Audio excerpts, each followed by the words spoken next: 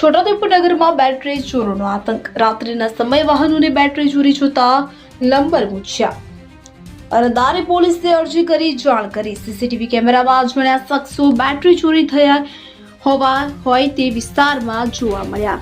તો વિગતે વાત કરીએ તો છોટાઉદેપુર નગરમાં છેલ્લા ઘણા સમયથી વાહનોની બેટરી ચોરાતી હોય તેવા બનાવો બની રહ્યા છે, જે સમસ્યાથી નગરજનો ત્રાહિમામ પોકારી ઉઠ્યા છે। સુમસાન વિસ્તારમાં કડકડતી ઠંડીના ચમકારા વચ્ચે રાત્રિના કોઈ જોવા મળતું નથી તેવા સમયે આ લંબર મૂછિયા બેટરી ચોરવામાં સફળ થતા હોય તેમ ગ્રામજનો જણાવી રહ્યા છે। ગત દિવસોમાં નરેશભાઈ કનુભાઈ વણકર રહેવાસી ગંજી ફળિયા છોટાઉદેપુર દ્વારા છોટાઉદેપુરના કે જેઓના ઘરની આગળ છગડો મૂક્યો હોય અને તેઓ ઊંઘતા હોય તે સમયે કોઈ છગડાની બેટરી ચોરી ગયું હતું। પોલીસે આપેલ અરજીમાં ઉલ્લેખ કરવામાં આવ્યો છે કે કોઈ એક્ટિવા ઉપર સવાર અજાણ્યા શખ્સો બેટરી ચોરી ગયા હોય તેમ આપેલ અરજીમાં જણાવાયું હતું।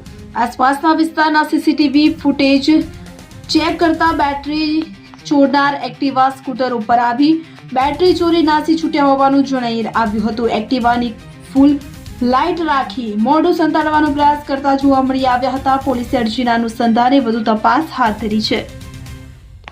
અમારા ગંજી ફળિયા વિસ્તારમાં ઘણા સમયથી અજાણ્યા વ્યક્તિઓ આટાફેરા કરે છે અને ગત રોજ રાત્રે મારા ઘર પાસે 3 વ્હીલર છકડામાંથી બેટરી ચોરી કરીને ભાગ્યો છે અને અમને જાણવા એવું મળ્યું છે કે છોટાઉદેપુરમાં ઘણી જગ્યાઓ પર આવા બનાવો બન્યા છે બેટરી ચોરીના, ને સીસીટીવી ફૂટેજ પણ આવી ગયા છે અને એસપી કચેરી જાણ પણ કરી છે અને પોલીસમાં ફરિયાદ પણ કરી છે।